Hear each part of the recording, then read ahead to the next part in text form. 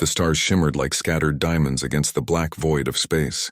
Commander Vexhai stood on the bridge of his flagship, watching the alien star system grow larger through the viewing ports. His crystalline ship gleamed with polished surfaces that caught and reflected starlight.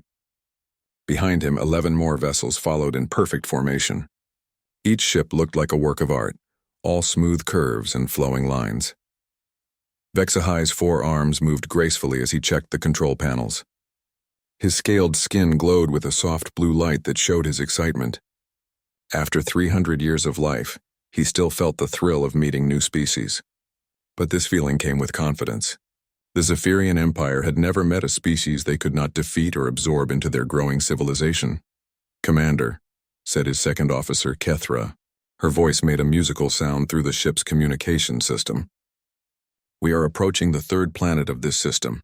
Our scouts confirmed that the beings here call themselves humans." Vexhai nodded his elongated head. The humans were young, barely having left their home planet a few centuries ago. Their technology seemed primitive compared to Zephyrian standards. They used chemical rockets and metal ships instead of the elegant energy-based systems that the Empire had perfected over thousands of years. "What do we know about their military capabilities?" Vexhai asked. Kethra touched a control surface and holographic displays filled the air around them. Images of human ships appeared, looking crude and angular. They were covered in what appeared to be simple metal armor, with visible weapon ports and engine exhausts. "Their vessels are built like ancient warships," she reported, "heavy, slow, and inefficient. They seem to rely on kinetic weapons and nuclear energy. Our energy shields should easily deflect anything they can produce." Vexhai studied the images with interest. The human ships looked nothing like the graceful vessels of other civilizations the Empire had encountered. Most species tried to copy Zephyrian designs once they saw their superiority, but humans seemed to have developed their own path, even if it appeared to be a dead end. "Sir," came another voice from the communication station, "we are receiving a transmission from the humans. They are requesting a meeting." "Put it through," Vexhai commanded. The main display flickered and showed a human female. She had short dark hair and wore a blue uniform with metal insignia. Her face looked calm and professional. Behind her, Vexhai could see what appeared to be a ship's bridge, but it looked nothing like the elegant control centers he was used to. Everything appeared functional but rough, made of metal and filled with blinking lights. "Greetings," the human said. "I am Captain Sarah Chen of the United Earthship Indomitable. On behalf of humanity, I welcome you to our solar system." Vexhai activated his own communication system. The translation devices would convert his words into the human language. "I am Commander Vexhai of the Zephyrian Empire. We come in the interest of galactic peace and unity." Captain Chen nodded politely. "We appreciate your peaceful intentions, Commander. We would be honored to meet with you and discuss our civilizations.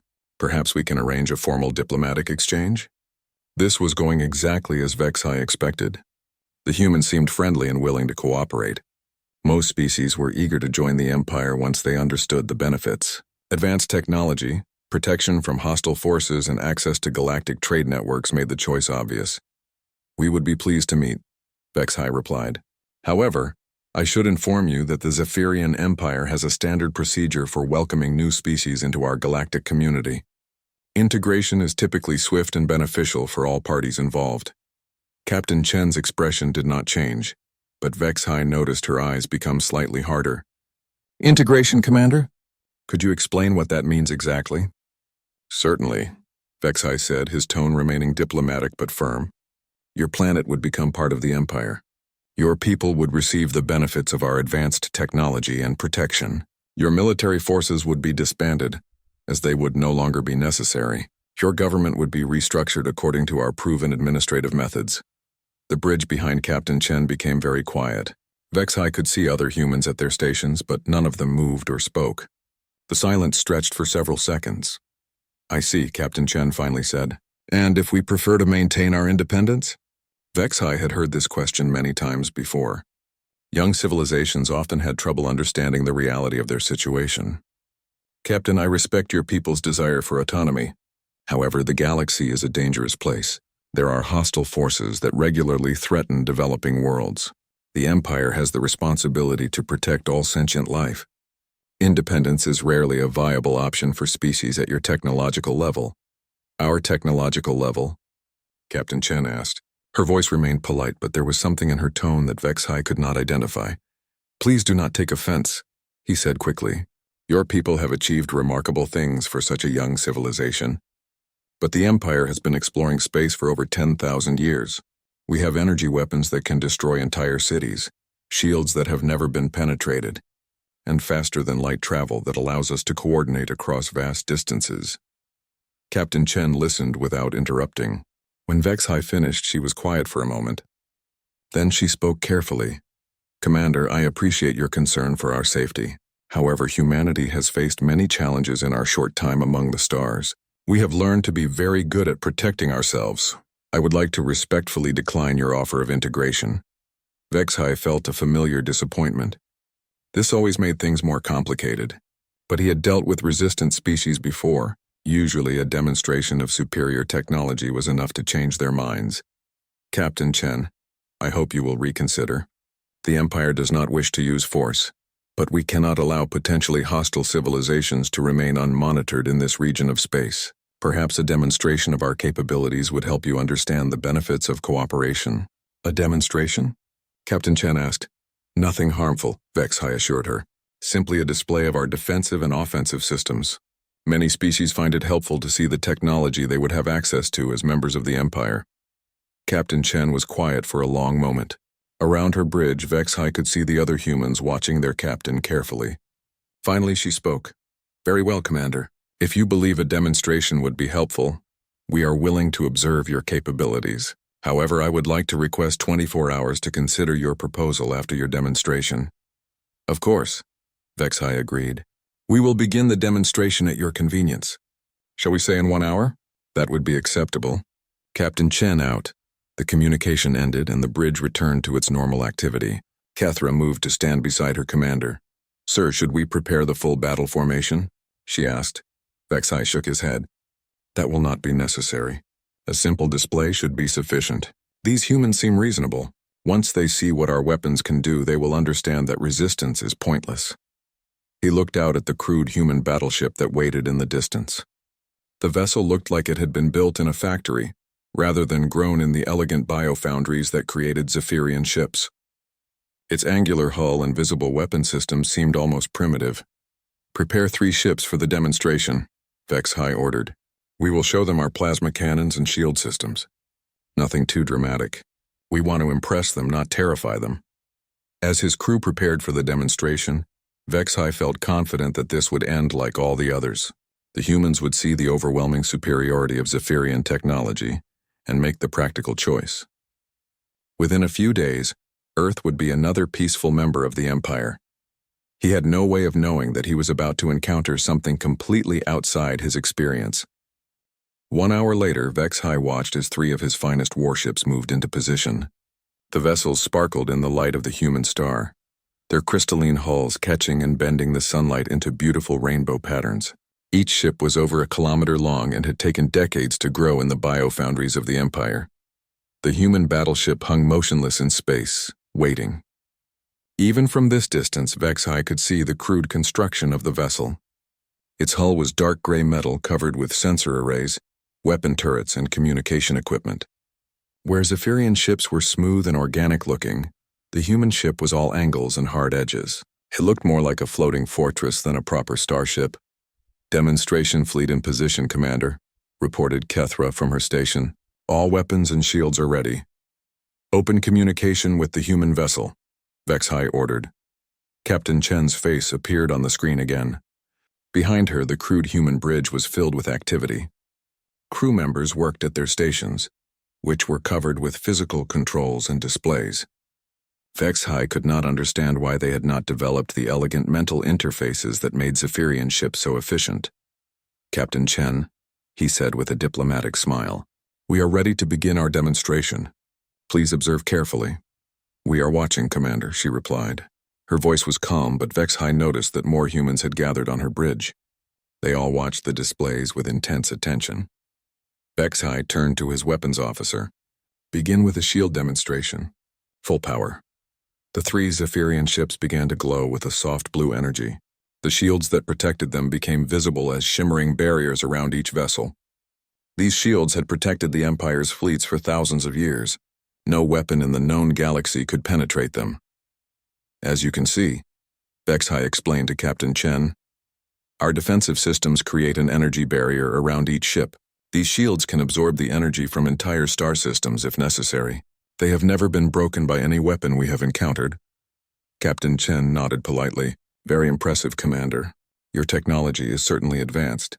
Vexhai felt pleased by her response. The humans seemed to be understanding the situation. Now for the second part of the demonstration. Weapons officer, he commanded. Target the asteroid field beyond the human ship. Full power plasma discharge. The three ships aligned themselves carefully. Vexhai wanted to make sure the humans could see everything clearly. The weapon systems began to charge, creating a humming sound that filled the bridge. Energy collectors throughout the ship gathered power from the ship's core reactor. Our plasma weapons, Vexhai explained, can destroy entire cities with a single shot. The energy beam travels at nearly the speed of light and can penetrate any known armor material. The weapons fired simultaneously. 3 brilliant beams of superheated plasma shot across space, striking the asteroid field in perfect synchronization. The rocks simply disappeared, vaporized instantly by the incredible heat. Where there had been floating chunks of stone and metal, now there was nothing but glowing gas that quickly dispersed into space. The human bridge was completely silent. Vexhai could see the crew members staring at their displays with wide eyes. Captain Chen herself looked impressed, though she was trying to hide it. The Empire has 17 different civilizations who chose to join us after seeing demonstrations like this one, Vexhai said gently. Each of them has prospered under our protection and guidance. Your people could have access to this same technology. Captain Chen was quiet for several seconds. When she spoke, her voice was carefully controlled. Commander, your weapons are certainly powerful, but I must ask you to consider something. What if we prefer to remain independent? What if we believe we can protect ourselves? Vexhai had expected this response. Young civilizations often overestimated their own abilities. It was natural for them to feel proud of their achievements, even when those achievements were insignificant compared to what the Empire had accomplished. Captain, I understand your people's pride in what you have built, but please consider the reality of your situation. Your ships use primitive chemical propulsion and simple metal armor. Your weapons appear to be basic kinetic systems and nuclear devices. Against enemies with our level of technology, these would be completely useless. He could see the humans exchanging glances on their bridge. Some of them looked concerned, but others seemed almost amused. Vexhai found their reactions confusing. Perhaps another demonstration would be helpful, he continued. Something that shows the practical applications of our technology in a defensive situation. What did you have in mind, Commander? Captain Chen asked. Vexhai thought for a moment. He wanted to make his point clear without being too aggressive. These humans seemed reasonable, and he did not want to frighten them unnecessarily. We could perform a simulated attack on your vessel, he suggested. Nothing dangerous, of course. We would use our weapons at minimal power, just enough to show you how easily our technology could disable your defenses. It would be completely safe. Captain Chen looked around her bridge. Vexhai could see her crew watching her carefully, waiting for her decision. The atmosphere on the human ship seemed tense, but not in the way he expected. Instead of fear, there seemed to be anticipation. Very well, Captain Chen said finally. But I want to be clear about something, Commander. If you attack our ship, even in a demonstration, we will consider it an act of hostility. Of course, Vexhai agreed quickly. This is purely educational. We simply want to show you what would happen in a real combat situation, so you can understand why cooperation is preferable to conflict. I understand. Proceed with your demonstration.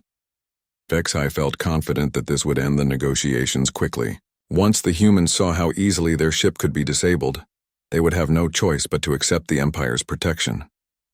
It was always better when species chose to join voluntarily. Weapons officer, he commanded. Minimum power setting. Target the human vessel's weapon systems. We want to disable, not destroy. The targeting systems locked onto the human battleship. Vexhai could see the crude weapon turrets that dotted its hull. The plasma beams would melt those systems in seconds, leaving the ship helpless but intact. It would be a perfect demonstration of superior technology used with restraint. Fire, he ordered. 3 beams of plasma shot across the space between the fleets. Even at minimum power, They were bright enough to light up the darkness between the ships. The beams struck the human vessel exactly where the targeting computers had aimed them. Vexhai waited for the inevitable result. The human weapon system should have been destroyed instantly. The ship's crew should have been sending frantic messages about system failures and hull breaches. Captain Chen should have been requesting immediate ceasefire and surrender. Instead, nothing happened. The plasma beam struck the human ship and simply disappeared. There was no explosion, no hull breach, no system failure. The dark gray armor did not even show scorch marks where the energy had hit it. "Weapons officer," Vexhai said slowly. "Were our weapons functioning properly?" The officer checked his displays with growing confusion. "Yes, Commander. All systems operating at normal parameters. Energy discharge was within expected ranges." Vexhai stared at the human ship in disbelief. It was impossible. No material in the known galaxy could simply absorb that much energy without showing some kind of damage. Even their own ships would have had minor hull scarring from such an attack. On the communication screen, Captain Chen's expression had changed.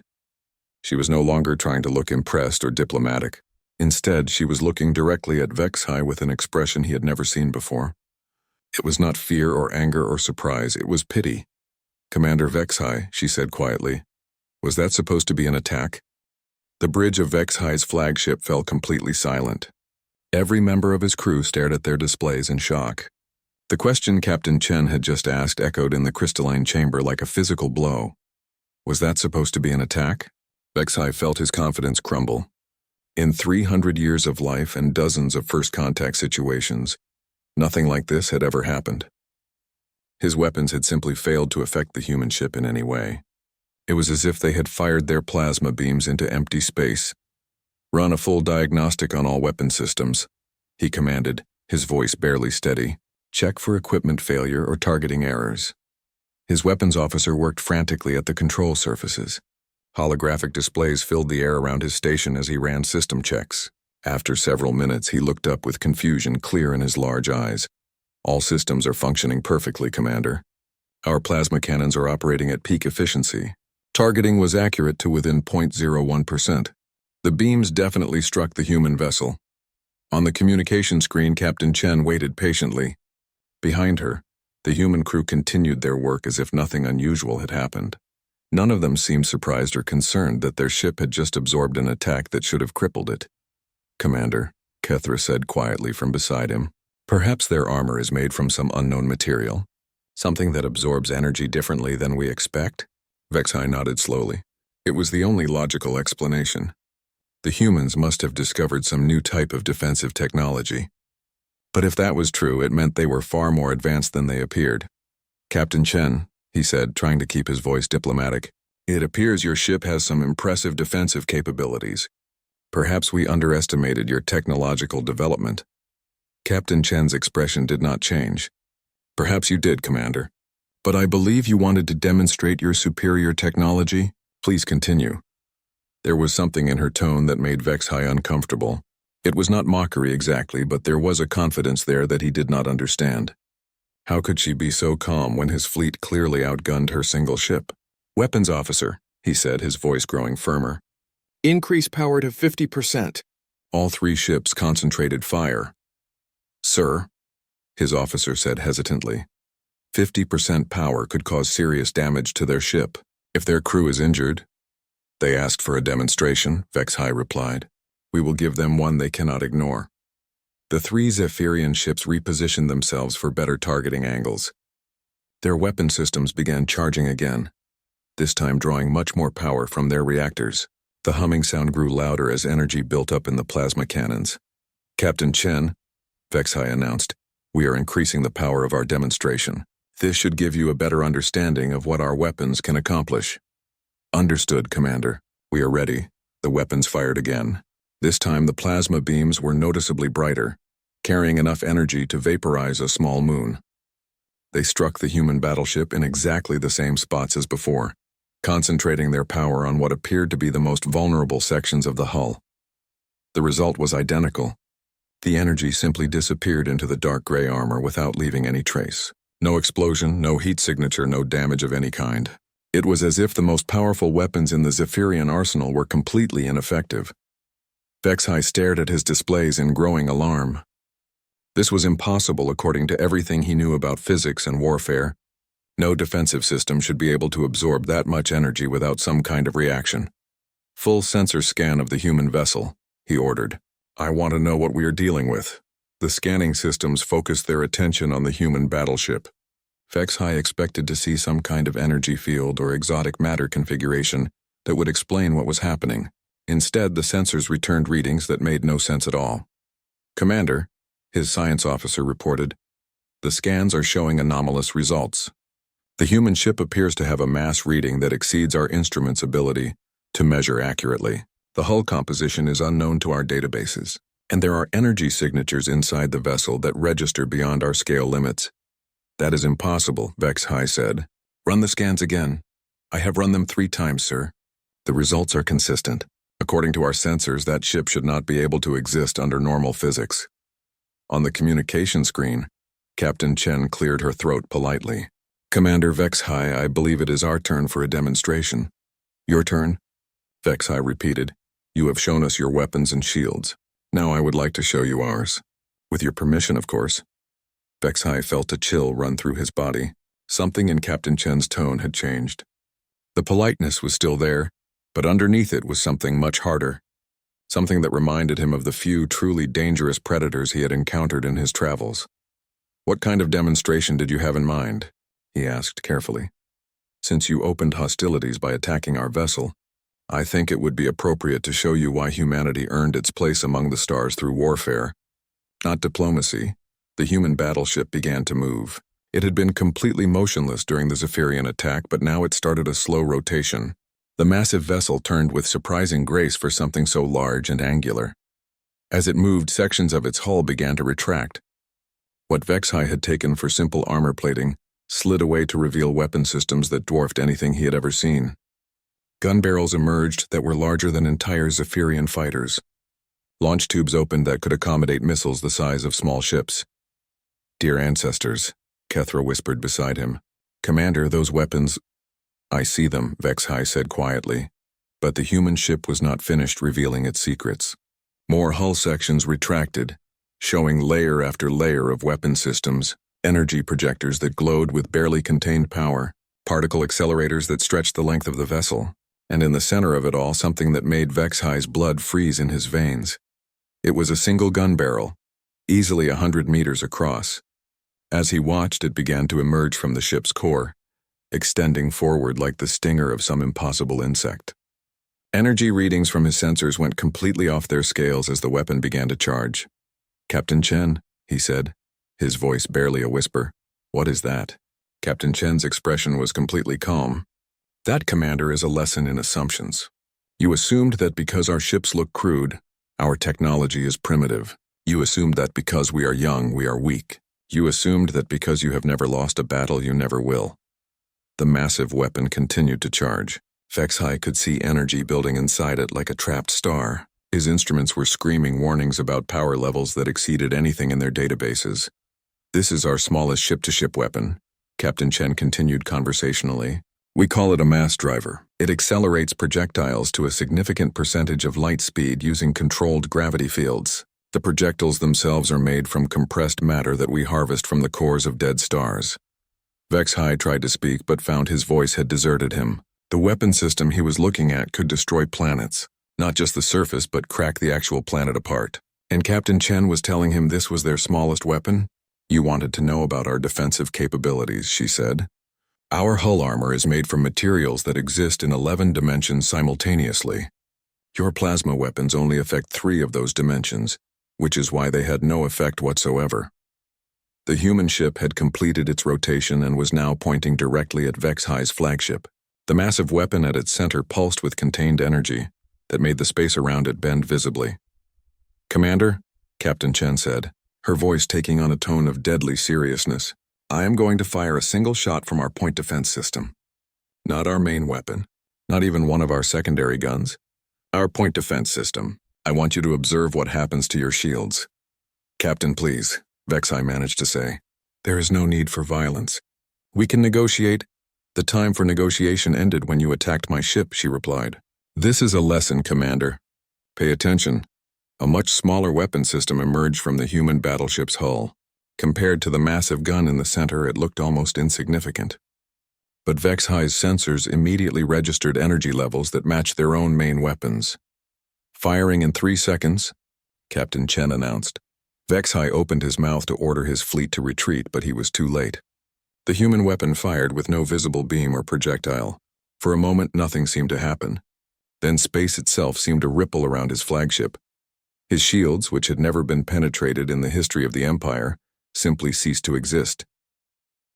The bridge erupted into chaos as warning signals screamed from every station.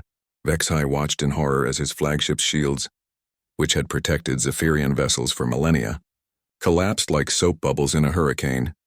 But the human weapon was not finished. The projectile that had destroyed his shields continued on its path with devastating purpose.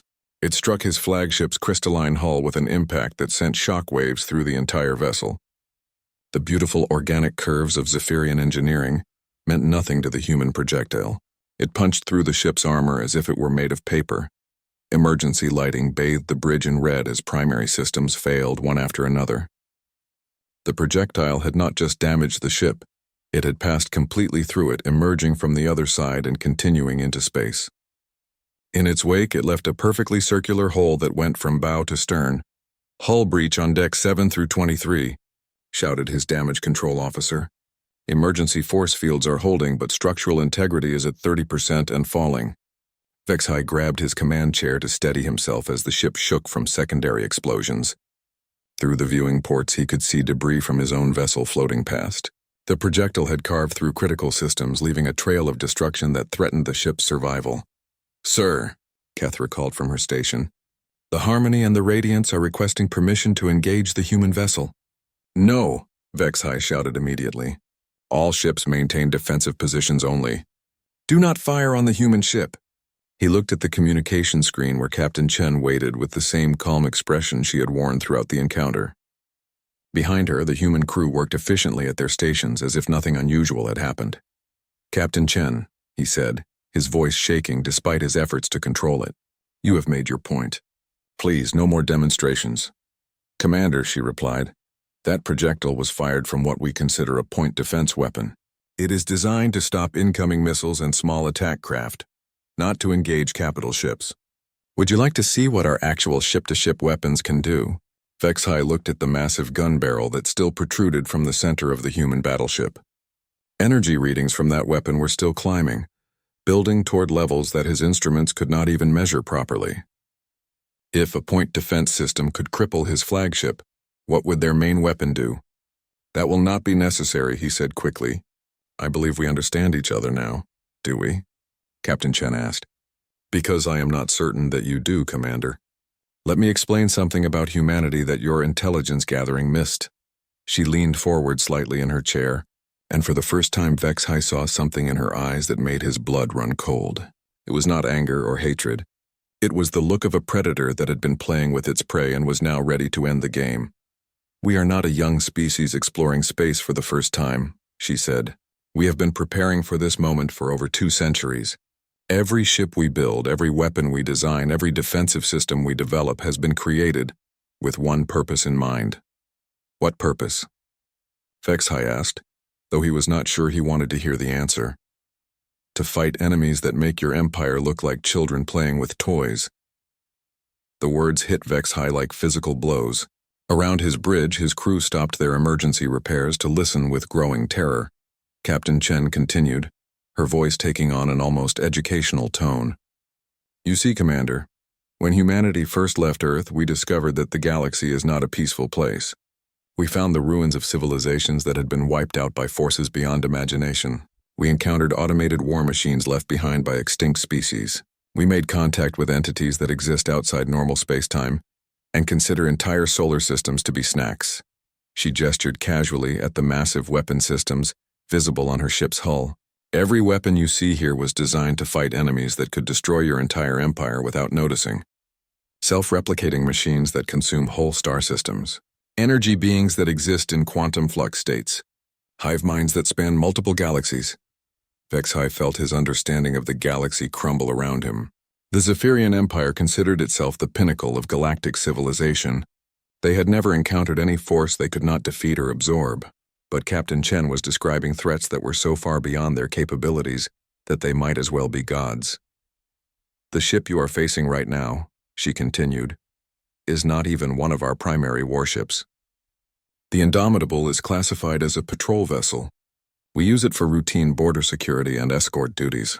Our actual battle fleets are hidden in the outer regions of this solar system, where they have been waiting for someone like you to arrive. Someone like us? HFY whispered.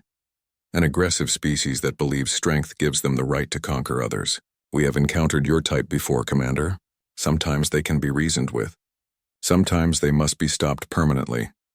The threat was clear, but there was no bluster or emotion in Captain Chen's voice. She was simply stating facts like a teacher explaining a mathematical equation to a student. Your plasma weapons, she said, are impressive by galactic standards, but we face enemies that attack with weaponized black holes and reality warping technologies. Your energy shields are admirable, but we defend against forces that can rewrite the laws of physics in local space. HFY's science officer suddenly spoke up from his station. Commander, I am detecting massive energy signatures throughout this star system. They appear to be... He paused, checking his readings again. Sir, there are dozens of vessels out there. All of them are larger than the ship we are facing, and their power outputs are... He looked up with terror in his eyes. The readings are impossible, sir. No ship should be able to generate that much energy. Captain Chen nodded as if this was expected. Those are our actual warships, Commander. They have been watching this encounter with great interest. Some of them wanted to end this conversation much earlier, but I convinced them to give diplomacy a chance. She touched a control on her chair, and the display behind her changed to show a tactical view of the solar system. Red dots appeared throughout the display, each one representing a human vessel. There were dozens of them, scattered from the inner planets to the outer asteroid belts. Each of those ships, Captain Chen said, carries weapons capable of cracking planets in half. Their defensive systems exist in multiple dimensions simultaneously. They are crewed by humans who have spent their entire lives preparing to fight enemies that your species cannot even imagine. HFY stared at the display in growing horror. His fleet of 12 ships, which he had thought would be more than sufficient to intimidate a primitive species, was completely outnumbered and outgunned by margins that defied comprehension. But here is what I want you to understand most clearly. Commander, Captain Chen said, her voice becoming deadly serious, we did not build these weapons because we enjoy violence. We built them because we had to. Because there are things out there in the dark spaces between galaxies that would end all life if they were not stopped. She leaned back in her chair, and some of the hardness left her expression. Your empire has been fortunate, Commander. You have expanded into regions of space where the truly dangerous predators do not hunt. You have encountered only species that were weaker than yourselves. But beyond the edges of your territory in the deep void where no stars shine, there are horrors that would make your entire civilization flee in panic. The human ship's massive weapon system finally powered down, the energy readings dropping to merely dangerous levels instead of apocalyptic ones. But the threat remained clear. Captain Chen had shown restraint, not weakness. So now you have a choice to make, she said. You can return to your empire and report what you have learned here. You can tell them that humanity exists and that we are not interested in conquest or expansion into their territory. We are here to guard against threats they have never imagined. And if we choose not to leave? HFY asked, though he already knew the answer. Captain Chen's expression became completely emotionless. Then you will discover why the things that hunt in the dark are afraid of us. 3 days later, HFY's damaged flagship limped through the outer edge of Zephyrian space. Emergency repairs had kept the vessel functional, but the perfect hole through its center served as a constant reminder of how quickly their superiority had been shattered. The other ships in his fleet maintained a protective formation around the flagship, but their crews were subdued and shaken. Word of what had happened at the human homeworld had spread through the fleet, despite orders to maintain communication silence. Everyone knew that their supposedly invincible weapons and shields had proven useless against a single human patrol ship. Incoming transmission from the Imperial Council, Kethra announced from her station. Priority override. They are demanding an immediate report. HFY straightened in his command chair, trying to project confidence he did not feel. The Council would not understand what had happened. How could they? He barely understood it himself. Put them through, he ordered. the main display filled with the image of Counselor Zethmar, the most senior member of the Imperial ruling body. His ancient face showed the wisdom of over 1,000 years of life, but also the arrogance that came from centuries of unchallenged power. "Commander Vexhai," the counselor said, his voice carrying the authority of the entire empire. "Your report is 3 days overdue. What is the status of the integration of the human homeworld?" Vexhai took a deep breath. "Counselor, the integration has not proceeded as expected. We have encountered complications." "Complications?" Zethmar's expression showed displeasure.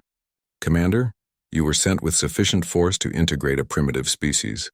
What complications could possibly arise from such a simple task?" "Sir, the humans are not primitive. Our intelligence assessments were completely incorrect. They possess technology that is far more advanced than our own." Silence filled the communication channel. Behind Counselor Zethmar, other council members came into view, their faces showing confusion and disbelief. "Commander," Zethmar said slowly, "are you reporting that your fleet was defeated by a species we classified as barely space-capable?" "Not defeated exactly, sir, but our demonstration of superior firepower was ineffective. Their defensive systems absorbed our plasma weapons without any visible damage, and their response—" Vexhai paused, trying to find words to describe what he had witnessed. "Their response demonstrated capabilities that exceed our understanding of physics." Counselor Zethmar's expression darkened. "Commander, are you suffering from some kind of mental breakdown? The Empire has never encountered a species with technology superior to our own. With respect, sir, that is no longer true. The humans have weapons and defenses that make our own systems look primitive by comparison. A single shot from what they classified as a point defense weapon nearly destroyed my flagship." The council chamber erupted in angry voices as the members began arguing among themselves. Vexhai could hear fragments of their debate. Accusations that he was lying, demands for his immediate arrest, suggestions that he had suffered psychological damage from his defeat. Finally, Counselor Zethmar raised his hand for silence. "Commander, you will return to the capital immediately. The council will conduct a full investigation into your claims. If you are found to be fabricating this report—" "Sir," Vexhai interrupted, something he had never done before in his life. "I am transmitting all of our sensor recordings from the encounter.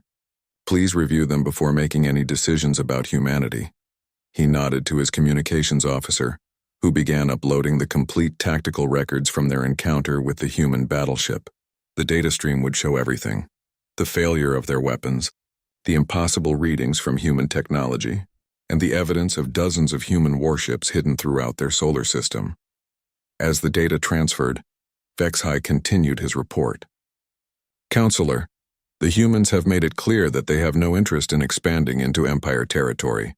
They are not a threat to our existing colonies or trade routes, but they also made it equally clear that any attempt to conquer or integrate their worlds will result in our complete destruction." "You speak as if you believe they're threats," Zethmar said with contempt. "Sir, they are not threats. They are statements of fact. The humans have been preparing for warfare against enemies that we cannot imagine. Compared to those threats, the Empire would be a minor inconvenience." The data transfer completed, and Vexhai could see council members reviewing the sensor recordings on their personal displays. As they watched the footage of human weapons effortlessly penetrating Zephyrian shields and armor, their expressions began to change from disbelief to shock to fear. One of the younger council members spoke up. "These readings, they cannot be accurate. No ship can generate this level of energy output." "The sensors were calibrated and functioning normally," Vexhai replied. "I had my science team run diagnostics 3 times to confirm the accuracy." Counselor Zethmar was studying the tactical display that showed the positions of human warships throughout their solar system. "Commander, according to this data, there were over 40 vessels larger than your flagship hiding in their system. Is this correct?" "Yes, sir. And according to Captain Chen, those were their actual combat vessels. The ship we encountered was merely a patrol boat." The council chamber fell completely silent as the implications sank in. The Empire's expansion had been built on the assumption that they possessed the most advanced technology in the galaxy. The discovery of a species with vastly superior capabilities changed everything. "What are their intentions?" asked another council member. "Do they plan to expand into our territory?" They claim to have no interest in conquest or territorial expansion, Vexhai reported. Captain Chen stated that humanity's purpose is to defend against threats from beyond the galaxy. Threats that she described as far more dangerous than anything the Empire has ever encountered. Threats from beyond the galaxy? Counselor Zethmar repeated. What kind of threats? Vexhai summarized everything Captain Chen had told him about the enemies humanity had been preparing to fight. Self-replicating war machines, energy beings that existed in quantum states, hive minds that spanned multiple galaxies. With each description, the council members grew more silent and thoughtful. When he finished, the chamber remained quiet for several minutes. Finally, Counselor Zethmar spoke. Commander, you will return to the capital as ordered, but there will be no investigation into your conduct. Instead, we will be conducting an emergency session to discuss our response to this new information. What response, sir? The humans have demonstrated that they are vastly superior to us in terms of military capability, but they have also indicated that they are not interested in conquest. This suggests that diplomatic relations may be possible. Another council member leaned forward. Are you suggesting we negotiate with them as equals? I am suggesting we negotiate with them as our superiors, Zethmar replied grimly. The Empire has survived for 10,000 years by being practical above all else. We have absorbed weaker civilizations and avoided stronger ones. It appears we have encountered our first truly stronger civilization. But sir, protested a younger member, the Empire has never acknowledged any species as superior. Our entire governmental structure is based on Zephyrian supremacy. Then our governmental structure will adapt, Zethmar said firmly, because the alternative is extinction. Commander Vexhai, you will prepare a detailed diplomatic proposal. We will offer humanity a formal treaty of non-aggression and mutual respect. Vexhai felt a mixture of relief and apprehension. And if they refuse our offer? Then we will pray that whatever enemies they are preparing to fight never notice our existence, the counselor replied. Because if beings exist that are dangerous enough to require the level of firepower we witnessed, then the galaxy is a far more perilous place than we ever imagined. The communication ended, leaving Vexhai alone with his thoughts as his ship continued toward the capital. Through the viewport he could see the familiar stars of Zephyrian space, but they no longer seemed as welcoming as they once had. Somewhere out in the darkness beyond the galactic rim, threats existed that made humanity build weapons capable of cracking planets, and humanity, with all their terrifying power, was standing guard against those threats. For the first time in his 300 years of life, Vexhai was grateful that there were beings in the universe more dangerous than his own people, because if Captain Chen was right about what lurked in the void between galaxies, then everyone in the galaxy was going to need humanity's protection. The Empire would survive by adapting, as it always had. But it would never again assume that it was the strongest force in the galaxy. That assumption had died when a single human patrol ship had effortlessly shrugged off their most powerful weapons and responded with technology that defied comprehension. As his damaged ship limped toward home, Vexhai began composing the diplomatic proposal that would fundamentally change the Empire's relationship with the galaxy. They would approach humanity not as conquerors, but as petitioners seeking the protection of a vastly superior civilization. It was a humbling realization, but it was also their best hope for survival in a universe that had suddenly become much more dangerous and much more mysterious than they had ever imagined.